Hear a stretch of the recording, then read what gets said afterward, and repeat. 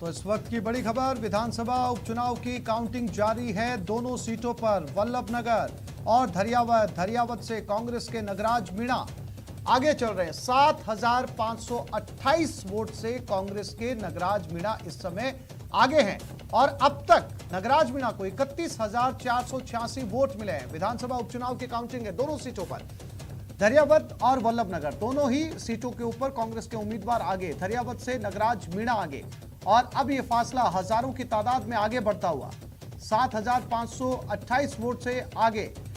कुल वोट 31,486 मिले हैं और ये अपडेट लगातार जारी है, इजाफा दोनों ही सीटों के ऊपर।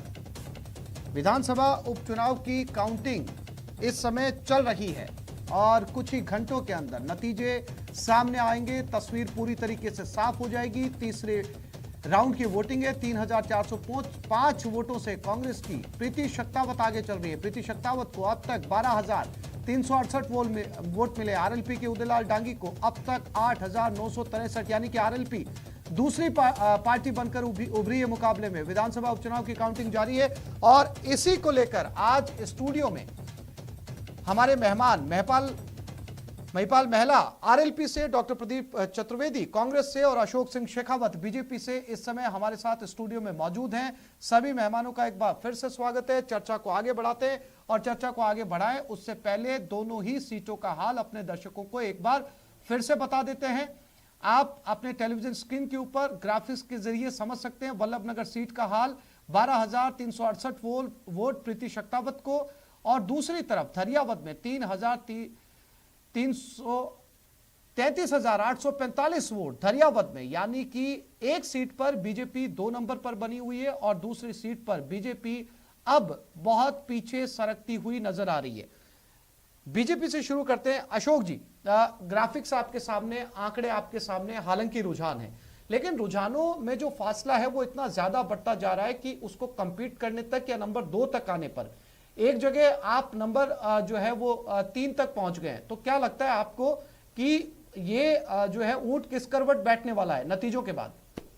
भाई, इससे पहले आपको ये इसके बारे में चर्चा करेंगे, लेकिन उससे पहले जिस प्रकार से मंत्री जी ने कहा, मैं मंत्री जी पर आक्षेप नहीं करना चाहता था, लेकिन फिर भी उन्होंने जिस प्रकार की भाषा का प्रयोग यहाँ पर किया और उसमें एक चौथे स्तंभ के ऊपर भी उन्होंने आक्षेप लगाया, साथ साथ भारतीय जनता पार्टी पर भी लगाया। उन्होंने कहा कि नकटी पार्टी है, घमंडी करती है, आपके फालतू पार्टियां हैं, मूर्ख है। मतलब जनता ने जो चुना 284 सीट और 303 सीटों का यदि भारतीय जनता पार्टी को केंद्र में चुनती है और वो जनता के चुने हुए जो वोटर हैं उनको यदि इस प्रकार की भाषा बोलते हैं तो उनके लिए शोभनीय नहीं है। कहते हैं तो उनके लिए बात अलग, जो कांग्रेस पार्टी हरदम से कहती आ रही चौथे स्तंभ पर प्रश्न चिन्ह लगाती आती है। बात दूसरी बात मैं आपको ये बताऊं कि जिस प्रकार से आपने कहा कि वल्लभनगर हो चाहे धरियावाद हो जी, जहां तक धरियावाद की हम बात करें, धरियावाद के अंदर हम ऐसे व्यक्ति को हमने टिकट दी है। आप देखेंगे उनके टिकट के अंदर आप देखिए कि जिस प्रकार से उन्होंने सरपंच रहे, एक साधारण से आदमी को हमने टिकट दी है और वो व्यक्ति अभी तक आप देखेंगे तो प्रारंभिक जो रुझान आ रहे हैं उनके अंदर वोट प्रतिशत का अधिकतर बढ़ता ही जा रहा है। और वल्लभनगर सीट है, उस वल्लभनगर सीट का अंदर कुछ अंतर आ रहा है, आगे देखेंगे इसका क्या होता है। लेकिन कांग्रेस इतना घमंड नहीं करे। 17 सीटों पर यदि जिला परिषद के अंदर भारतीय जनता पार्टी जीती है तब उनको नहीं देखता कि यह घमंड है या नौटंकी है, क्या चीज है। वो उनको यह देखना चाहिए कि हमारा पूर्ववर्ती, हमारा जो ग्रामीण जो वोट था वो वोट क्यों किसका, उसके बारे में चर्चा नहीं करेंगे। यदि आप ये देखिए कि 10 वोट यदि नगर निगम के होते हैं जिसमें भारतीय जनता पार्टी 5 पर जीतती है तो उसके बारे में नहीं कुछ करेंगे। नगर निकायों में यदि भारतीय जनता पार्टी जीतती है तो उसके बारे में कोई चर्चा नहीं करेंगे। छोटे वार्डों को कर देंगे तो चर्चा नहीं करेंगे। संवैधानिक संस्थाओं पर सवाल उठाएंगे तो चर्चा नहीं करेंगे। संवैधानिक संस्थाओं को छोटा करने की कोशिश करेंगे तो उस पर चर्चा नहीं करेंगे और उन पर भी आक्षेप लगाने की बात करेंगे। तो ऐसी पार्टी कांग्रेस। और फिर बाद में इन्होंने कहा कि चतुर्वेदी साहब बैठे हैं, इन्होंने कहा कि वही बात कही कि मूर्ख वाली बात कही। तो मैं मूर्ख वाली बात कहता हूं, जनता मूर्ख नहीं होती है। जनता जिसको चुनती है उसका सब स्वीकार करना चाहिए, चाहे भारतीय जनता पार्टी को दे वोट, चाहे कांग्रेस को दे या आरएलपी को दे या किसी को दे, उसको स्वीकार करना चाहिए। दूसरी पार्टी को भी आपके पास में धैर्य रखना चाहिए। पार्टी किस प्रकार से लड़ रही है। सवाल ये, अशोक जी मेरा सवाल सुनिए। सवाल ये है, आपने जो है वो आंकड़े देखे, ठीक है कि अभी रुझान चल रहा है, बहुत धुंधली तस्वीर कही जा सकती है, नतीजे साफ होना, तस्वीर साफ होना अभी बाकी है।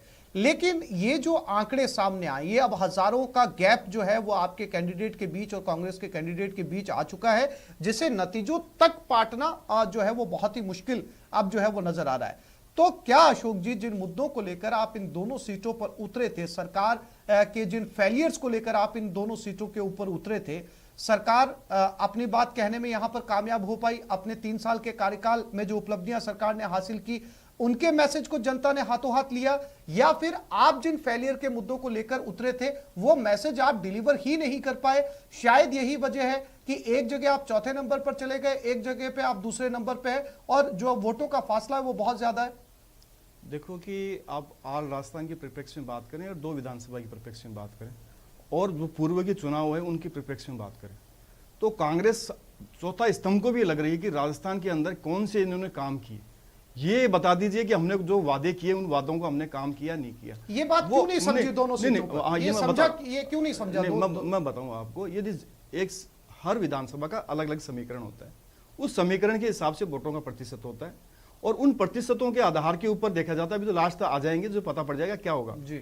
उससे पहले हम नहीं कह सकते कि इसका जनता ने किस प्रकार से मैंडेट दिया है, लेकिन इन चुनावों का अभी फर्क नहीं पड़ रहा है। सरकार इनकी जा रही नहीं है, कांग्रेस की सरकार कांग्रेस की है अभी तो वर्तमान के अंदर।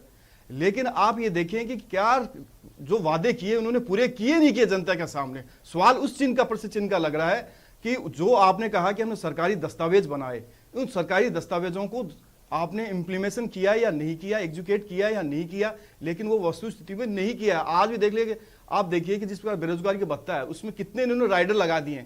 राइडर लगाने के बाद के अंदर आपके 14 लाख से भी ऊपर से अधिक तो स्नातक वाले हैं जो आपके रजिस्टर्ड हैं, क्या उनको मिला? उनको आप आकर के रजिस्टर्ड ही नहीं करा सकते, तो आपको कहां से मिल जाएगा? आकर के भत्ता कहां से मिलेगा?